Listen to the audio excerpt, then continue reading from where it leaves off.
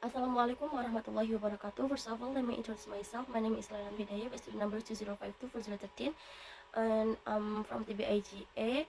And today in this video, I will summarize what I have learned in the Islamic Studies methodology course from the first meeting to the final meeting. Throughout this course, I learned that studying Islamic is not only about understanding religious teachings, but also about using appropriate method and academic approaches to analyze Islamic knowledge critically and systematically. And then let me begin with the first meeting. In the first meeting, we learned the basic concept of Islamic studies methodology. Methodology is a systematic way of studying and understanding knowledge, while Islamic studies is an academic discipline that examines Islam from various perspectives, including its teachings, story, culture, and civilization. We also discussed the main objectives of Islamic studies methodology. These include understanding the essence of Islam, studying the Quran and Hadith as the primary sources of Islamic teachings, and exploring how Islamic values remain relevant in responding to contemporary social and cultural challenges. And then another important point was the significance of methodology. A proper methodology help us understand Islamic objectively, avoid misunderstandings, and develop critical thinking. It also encourages interdisciplinary research by connecting Islamic studies with other fields such as history, sociology, and anthropology. Finally, we learned that Islamic studies can be approached from both normative and non-normative perspective. The normative approach focuses on Islam as divine revelation, while the non-normative approach studies Islam as a historical and social phenomenon. Together, these approaches provide a more comprehensive understanding of Islam. Overall, the first meeting provided a strong foundation for the rest of the course by introducing the basic concept, objectives, and approaches of Islamic studies methodology. After understanding this fundamental concept, the following meeting explored the historical development of Islamic studies and the various methods used to study Islam in a greater depth. And after understanding the meaning, objectives, and importance of Islamic studies methodology, the next meeting introduced more specific methods and approaches used to study Islam from both traditional and contemporary perspective. And meeting two is history and development of Islamic studies.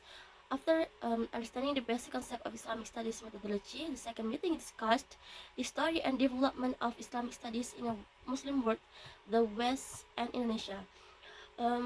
We first learned that Islamic studies reached its golden age during the Abbasid period, when cities such as Baghdad, Cairo, and Cordoba became major centers of knowledge. Muslim scholars made significant contribution to theology, philosophy, medicine, mathematics, and astronomy. Institutions like Al-Azhar also played an important role in preserving and developing Islamic scholarship.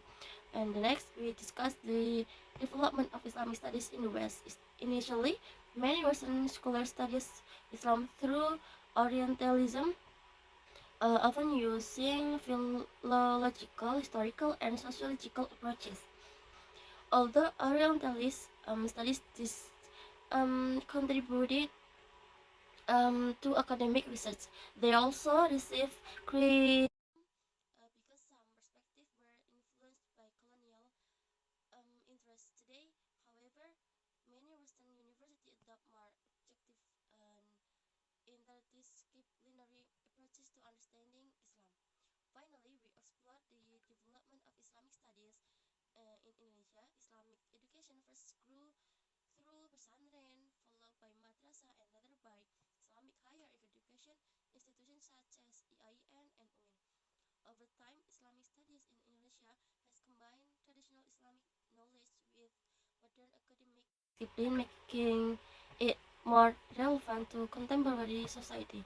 Overall, this meeting showed that Islamic studies has continuously developed across different regions and historical periods, while adapting to changing social and educational contexts. After learn about the historical development of Islamic studies, the next meeting focused on the different approaches used to study Islam from both religious and academic perspective. And the meeting three is approaches in Islamic studies. In the third meeting, we learned about the different approaches used in Islamic studies. We discovered that understanding Islam requires more than perspective because Islam is both a religion and social reality. The first approach is the theological or normative approach, which studies Islam based on the Quran and Hadith as divine guidance. These approaches emphasize faith, worship, and Islamic values. The second is the historical approaches, which examines how Islam developed throughout different periods and um, how historical events influence Muslim societies. We also learn about sociological approaches, which focus on relationship between Islam and society. It helps explain how Islamic values influence culture, education, politics, and social interaction. Another important approach is the anthropological approach, which studies Islamic practice and tradition in different communities. It shows that although Muslims share the same religious principle, their cultural experience may vary across religions.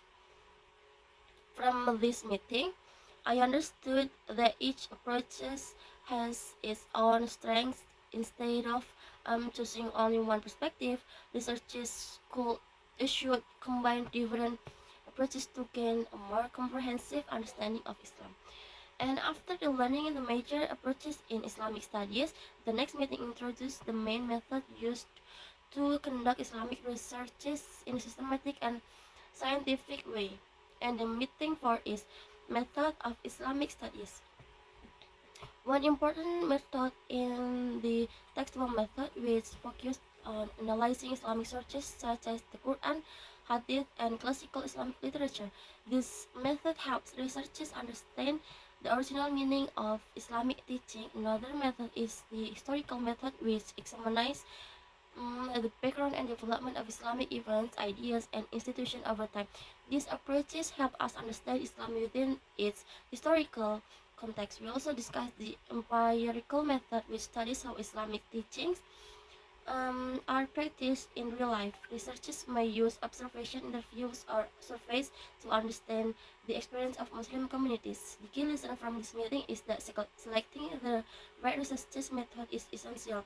A suitable method produces more accurate, reliable, and objective research finding while helping us understand Islam from different perspectives.